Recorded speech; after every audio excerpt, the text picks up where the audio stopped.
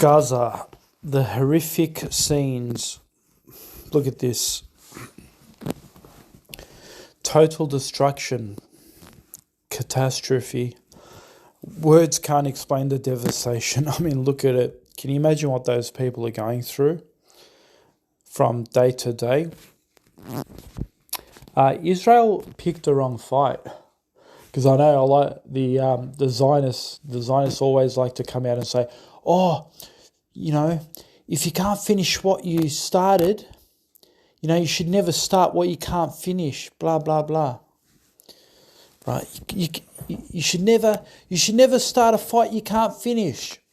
That's a sentiment that goes around, right? And my response to that is very simple. Do you really think that showing this sort of aggression to a population, that somehow you're going to be victorious? You have to be so deluded if you think that. You have to be that deluded. Imagine you're going to go out and cause total devastation, and you're going to imagine that it's just going to go away. No. The Palestinians are not the Japanese. When you dropped the bomb on Hiroshima and Nagasaki, your enemy submitted to you and no longer wanted to fight you. But Gaza is very different. Till the day of judgment, that place will always haunt you, because it's a holy land and it means something. It means something to the Muslims, right? So you can't drive them out. You can't crush them. You can't. You haven't achieved it. You haven't done it for the last 200 years. What makes you think it's going to happen now? What makes you think it's going to happen now? You haven't done it in 1400 years. You haven't done it in 200 years. You haven't done it since 1948. What do you think? What do you think is going to be achieved by total devastation? Every single child that grows up broken is going to want to fight you. That's why you target children. You are so cruel that the reason why you target children, because you say no one is innocent in Gaza. When they grow up, they're going to turn into Hamas. Right. Do you know why they're going to grow up to turn into Hamas? Is because that's what you want. By committing such a genocide, what else can these people grow up into? You bomb their schools, you bomb their hospitals, you bomb their facilities, and you're so proud about it. Go on social media and there's a post that says, "Look what we did, we just bombed an Islamic school." They bombed the entire Islamic school. So you bomb their educational facilities. So you basically are systematically trying to not only destroy Hamas, systematically destroy the entire race, entire people. You're not going to win from this. It's not going to happen. We're going to look back 20 years from now. You're going to look back. Remember, you were showing all your might when you went into Afghanistan. You were showing all your might We're going to get rid of the Taliban. We're going to, bring secularism and democracy, and Afghanistan is going to flourish in Western values. We're going to destroy Islam in Afghanistan. What happened? After 2 decades, you restored the Taliban with the Taliban. Really? Really, this is the result. So every child you killed, every family member you executed, that's it. It's now ingrained in them. It's now ingrained in them. You've got 2 options now. Either it's going to be a total extermination, and these people are just going to go to neighboring countries, right? That's your only option. There is no way you can ever allow Gazans to ever live there. I mean, it's unlivable anyway. That's exactly what you wanted. But now your enemies are much more, are much greater, right? Because the world can see how barbaric you dealt with this situation, how savage you dealt with this situation. All you had to do is say this: October 7, it got breached. Cop it, bad luck. It was your security system that failed you. No one else failed you but your security system. You should have accepted all the conditions. That's it. Right? You could have played it smart. Honestly, you could have played it smart. You could have said, you know what? October 7 happened. Our security system got breached. Many Israelis died as a consequence. Many were saying not even 1% of the people you killed in Gaza. But let's say many, as in this is one of the biggest for Israel in our modern age, right? And hostages were taken. You should have accepted that, right? And accepted the condition of Hamas. What did Hamas want? Hamas said, withdraw your soldiers, give us our independence, that's it.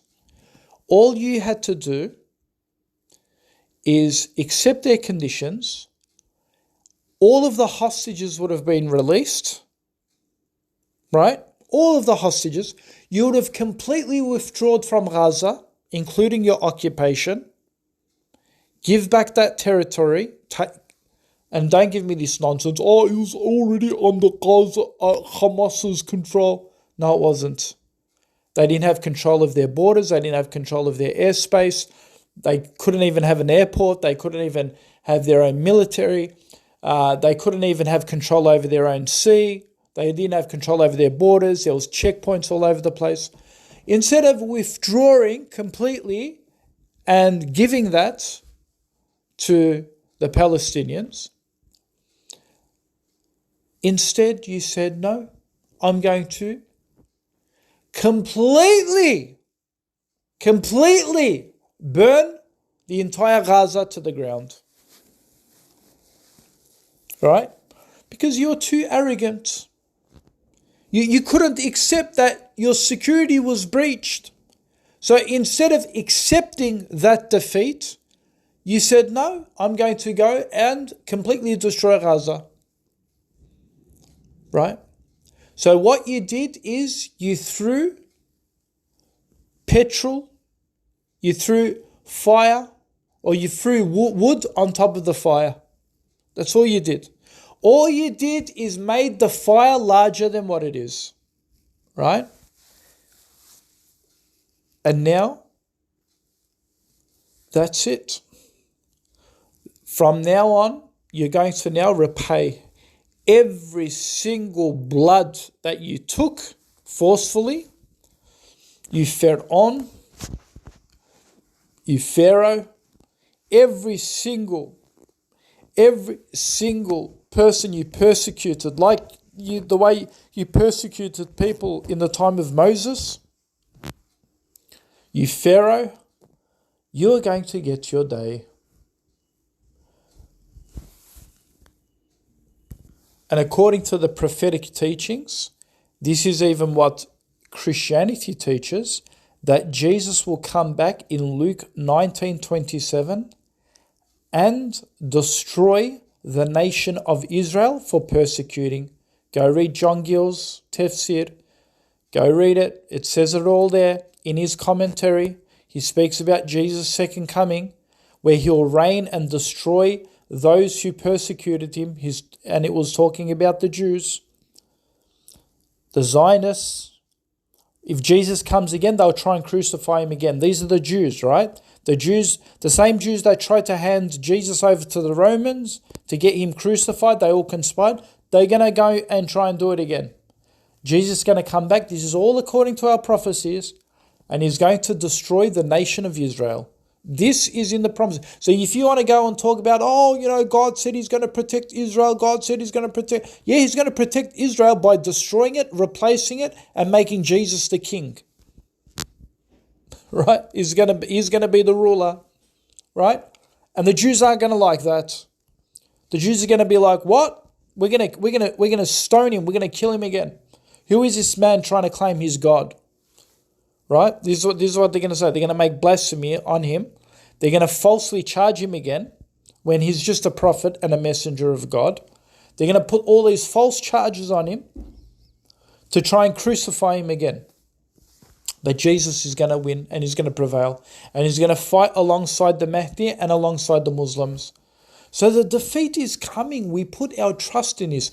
We don't care whether Turkey joins. We don't care whether Pakistan joins. We don't care. There's no more expectation from these people.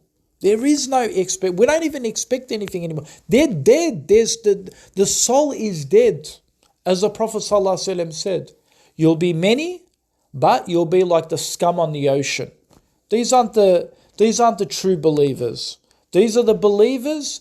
These are the believers who have wahin, who have desire of the earth and hatred of death in their heart. So we're done with these people. We don't even call on them anymore. Whether it's Pakistan, whether it's the Turkish military, the Turkish president, or the Pakistan president, we don't care about them anymore. It's over. It's done and dusted. The Arabs, Saudi Arabia, the Arab League, the Qatar, we don't care about them anymore. The victory is not going to come with them. It's in the prophecy. If the victory comes with a Turkish leader, then it debunks the prophecy. The prophecy says they're going to come from Khorasan with black flags. That's where they're going to come from. Not going to come from Turkey, not going to come from Pakistan. No matter how many nuclear weapons Pakistan has, they're all useless to us. It's not going to come from there. It's going to come from divine intervention, and he's going to be protected by Allah subhanahu wa ta'ala, and he's going to march from Khorasan. And they're not going to stop until they conquer Jerusalem. This is in the prophecy. So, I used to, trust me, I used to go into these political debates and, call on Erdogan and call on this and call on that. Come on, I'm done with that. Seriously, I'm done. Because when you study Tawheed, when you study Islam, when you look back at Hadith, you realize where the truth is going to come from. It's not going to come from the secular democratic leaders like Erdogan and Turkey. It's not going to come from the sellouts in the American sellouts of Pakistan or the sellouts in Iran. Half their countrymen is just full of Mossad agents and spies. Half their generals get executed overnight. It's not going to come from Iran. It's going to come from somewhere on the northern Iran that borders Afghanistan, somewhere from Khorasan in that region that is separate from Iran and Afghanistan. It's going to come from a region between that, and they're going to come and they're going to march all the way to Damascus, and they're going to take it. They're going to take it. They're going to go all the way to Jerusalem. They're going to take it. Okay? So that's where we put our trust. This is why we're content. We're like, yes, our children, our babies, they're all shaheed. Our mothers, our fathers, our brothers in Palestine, they're going to have the highest level of Jannah. They've beaten us to this, right? They've beaten us to this. So how are they going to defeat us? If you keep us alive, whether you keep us alive, whether you kill us, we're still going to win. We're the winners. We're not the losers. You and your armies are going to be in hellfire. So keep mocking and laughing. The ones that are watching this, mock and laugh. Laugh as hard as you want. The ones who tried to kill Jesus were laughing and mocking at him too, but he's going to come back. He's going to come back and wipe him. So why would you be bad with this enemy? Why would you be bad with your neighbor? Why would you be bad? Like, get along. Get along, because if you don't show mercy, wallahi, they're not going to show mercy to you. If you don't show mercy, they're going to come with a heavy hand and you're going to regret it. You're going to regret it. But don't think you're going to always be mighty. Every empire has fallen. What makes you special? What makes you special?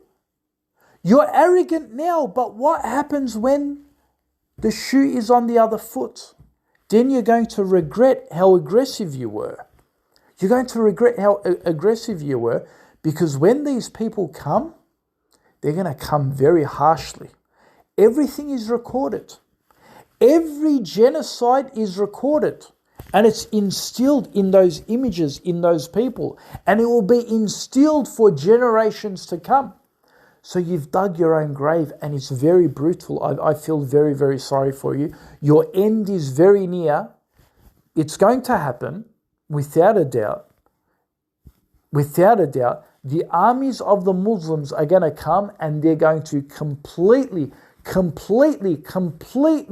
destroy the genocidal government of the Israeli government. They're going to completely destroy it. Isa, Jesus alayhi salam, he's going to be the leader with Imam Mehdi. They're going to come and they're going to wipe you out. So we have our full trust in this. We trust our scripture that this is going to happen, this is going to take place.